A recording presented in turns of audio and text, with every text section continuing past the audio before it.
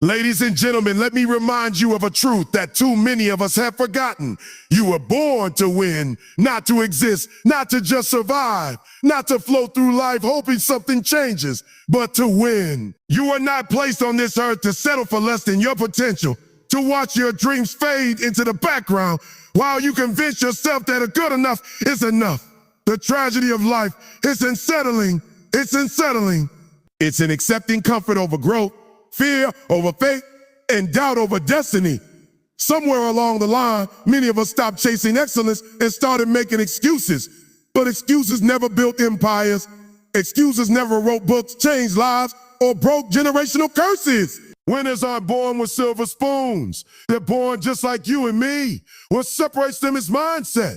They decided not to settle. They decided that temporary pain is worth long-term greatness. And so can you. You were born with a purpose, with gifts, with a fire inside you that this world needs. But if you keep settling, that fire will die out. Don't you dare let that happen. Don't let fear talk you out of your future. Don't let failure become your identity. You've got one life. Make it count. Take the leap. Write the book. Start the business. Forgive yourself. Get up again. The world is waiting for the real you to show up. You were born to win. So stop settling. Winning is your birthright from the moment you were born. You carried within you something rare, potential. Not just the potential to exist, but the potential. It whispers, or don't reach higher. It's risky, or stay where it's safe. Dreams are dangerous. It doesn't demand attention the way failure does. Instead, it seeps into your decisions, your thoughts, and eventually your identity. That's why settling is so dangerous. It kills dreams not with force, but with silence. You don't wake up one day and say, I'm going to settle. No, it happens gradually. You start putting off that idea you had. You tell yourself, or maybe next year. You lower your expectations, not because you can't meet them, but because it hurts too much to try and fall short. You become used to just surviving, paying the bills, clocking in, playing small, until one day you realize you built a life far beneath your potential. Not because you weren't capable, but because you stopped reaching. Settling drains your energy, dulls your passion, and numbs your ambition. It makes you forget who you used to be when you still believed anything was possible. You begin to avoid challenge, and courage isn't the absence of fear. It's refusing to let fear decide. It's choosing to speak, move, and build, even when your knees are shaking. And the moment you do that, the power fear once had over you begins to fade. You don't overcome fear by waiting for it to go away. You overcome it by moving through it. You do the scary thing, make the call, share the idea, take the leap, and discover that the fear was lying to you the whole time. Most of what you're afraid of will never happen.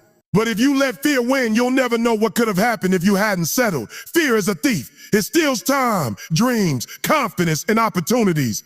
And the worst part is, it often steals quietly through hesitation, procrastination, self-doubt, and overthinking.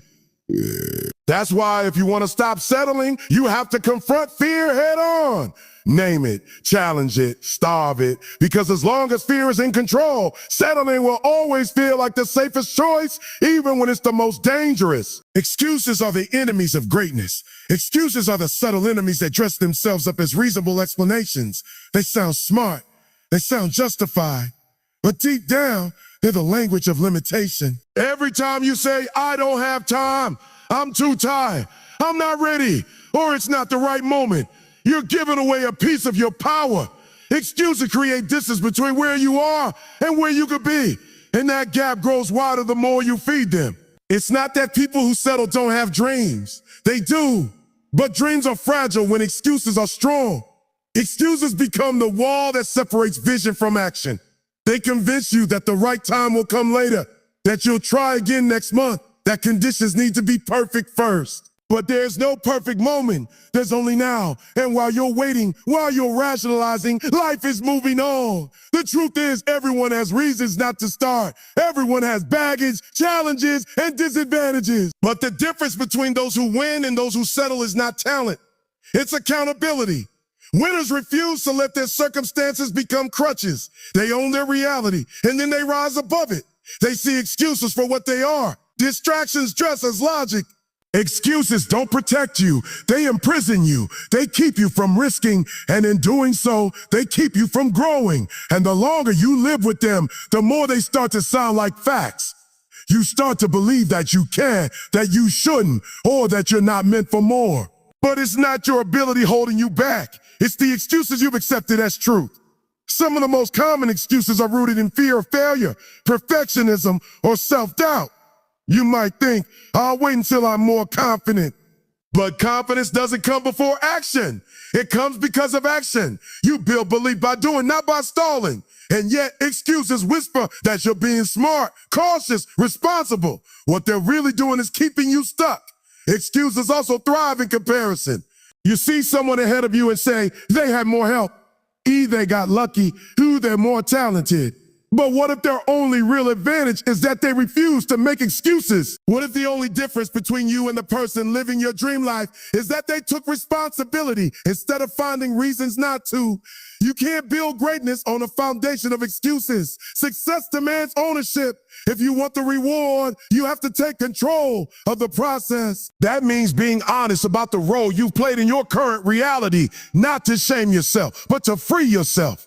Once you stop making excuses, you start making progress. You begin to reclaim your time, your energy, your ambition, and you stop settling for anything less than what you're truly capable of. Winners choose mindset over circumstances. Success is not about who has the best starting point. It's about who has the strongest mindset. No one gets stronger without stress on their muscles. The discomfort is necessary. The soreness is part of the process. The same applies in life. Emotional, mental, and spiritual growth requires pressure. If you avoid all pain, you avoid all growth. And if you avoid all growth, you forfeit the life you were meant to live. Settling is often a way to escape pain. We settle for jobs we hate because we fear the struggle of building something better. We settle in relationships that don't align with us because we fear the pain of being alone. But in doing so, we often exchange short-term discomfort for long-term regret. We sacrifice our calling just to avoid the inconvenience of transformation. Purpose, on the other hand, is what gives pain meaning. When you know why you're suffering, when you have a vision for your life, it doesn't eliminate the pain, but it strengthens your endurance. You stop asking, why is this happening to me? And you start asking, what is this trying to teach me?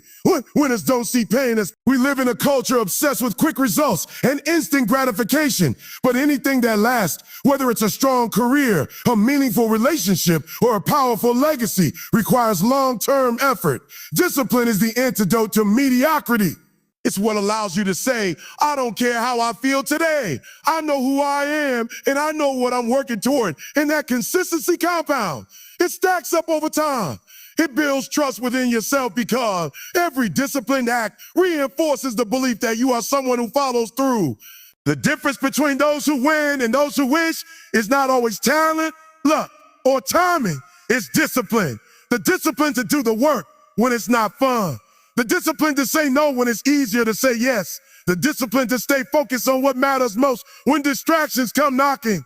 It's what keeps your dreams alive when motivation disappears. So while dreamers talk about what they want, doers are out there building it. And the tool they're using day in and day out is discipline. The quiet, unshakable commitment to keep moving forward no matter what. You were born with a unique calling. You are not here by accident. You were born with a specific set of gifts, passions, and perspectives that no one else on this planet possesses in quite the same way. You have a calling, a divine imprint on your life that's uniquely yours. It's not random.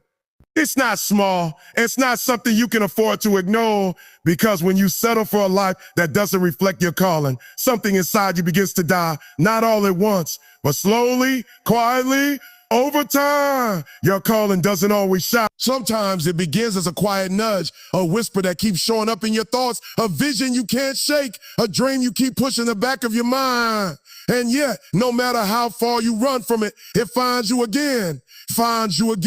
That's not coincidence. That's purpose knocking. The question is, will you answer it?